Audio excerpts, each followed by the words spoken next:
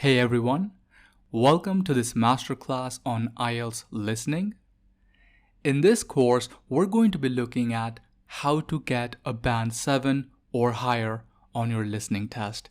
And we're going to be breaking down everything step by step, and we're going to be taking a journey in our mastership. And you may be familiar with this if you have taken any of our other courses. If not, you're going to soon become familiar with our mastership.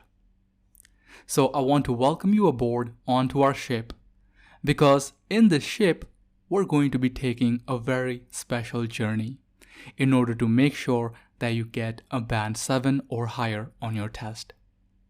So here is our map, and this here is our mastership. And this is the flag or the destination where we're trying to get to. And in order to get here, we're going to be taking this marvelous journey.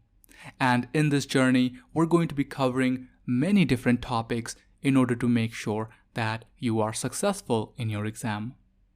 So, we're going to begin this journey by first talking about the fundamentals. So, in this video, I'm going to be sharing with you the most basic information that you need to know in order to perform well on your listening test. So in this video, I'm really just going to be laying down the groundwork for all the rest of the lessons that you're going to find in this course. Once we talk about the fundamentals, we're next going to look at the different types of questions that you can expect to see on the test. There are different types of questions such as fill in the blanks, multiple choice, diagram questions, map questions, and so on. So we're going to look at those. Next, I'm going to share with you the strategies and the tactics that you need in order to succeed. Now, this is not a simple test where you're just expected to listen to an audio tape and answer the questions.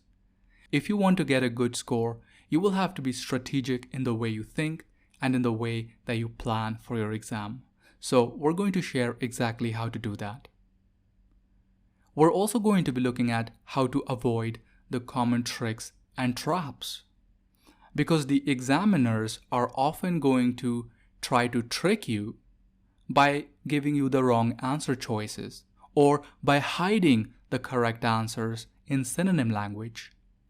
So there are many different tricks and traps that they're going to use, and I'm going to break down each one of them to make sure that you don't fall for them. Next, we're going to start looking at how to answer each of the different sections of the listening test. We're going to begin by first looking at how to answer section number 1. So I'm going to be going through some sample questions, and we'll be going over the strategies that we discussed in the previous video. We're going to be using those strategies in order to look at how to answer section number 1 in an effective way. Then, once I've shown you how to answer these sample questions, we're then going to look at some practice questions. So I'm going to be answering the questions for you in real time so that you can see how to answer the questions for section number 1. And this is going to be an exercise that you get to do along with me. So we're going to be taking this journey together. So when we're looking at these practice questions, we're going to be answering these questions together. And then once we have answered these questions, I'm going to be breaking down the reason for why we chose certain answers.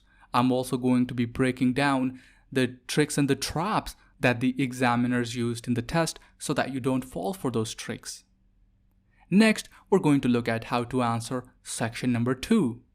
So again, I'm going to take you through some sample questions. We're going to look at how to answer section number 2, and then again, similar to section number 1, here, we're going to also do the same thing. We're going to look at practice questions. You and I are going to together do practice questions, and we're going to be answering them together. And once we've answered these questions, then I'm going to be breaking down the correct answers and the strategies and the tricks and traps that they used for those practice questions. Then I'm going to show you how to answer the map questions as well as how to answer the diagram questions. These are two question types that are almost always seen in section number 2. So we're going to be covering these questions here while we're talking about section number 2. Then we're going to move on to how to answer the questions for section number 3. Again, I'm going to show you some sample questions. We're then going to do some practice questions together, and then I'm going to be breaking down the correct answers. I'm going to repeat the same thing for section number 4, and we'll look at exactly how to answer section number 4 along with practice questions and breakdown. Finally, at the end of this course, I'm going to leave you with some final tips for your success to make sure that you get the band 7 or higher that you're aiming for. Alright, now I want to talk about my experience. So I want to share with you a little bit about myself. And guys, if you're enrolled in any of our other IELTS courses, then you can skip the rest of this video because this is information that I have already mentioned in my other courses. So here I'm going to be talking about myself, my experience, and I'm going to be talking about what to expect from the IELTS exam, generally speaking, and I'm going to be explaining to you the structure of the exam, and I'll be giving you a little bit of important background information. But if you have already enrolled in one of our other courses, then you can go ahead and skip the rest of this video because it is information that you will probably already know. So if you haven't enrolled in any of our other courses, then continue watching, and I'd like to begin with a little introduction about myself. So hi, my name is Shay, and in this course, I'm going to be your IELTS instructor and also the captain of our ship. That's my hat right there. So far, I've had over 8 years of IELTS teaching experience. I'm also a certified CELTA English instructor. At my university, I did my degree in communication and language, and so far, I've taught in 11 countries around the world. I've helped many students to score a band 7 or above, and I hope to be able to do the same for you. If you'd like, you can read our testimonials at the given link. And if at any point you have any questions, feel free to contact me at IELTS@mastership.co.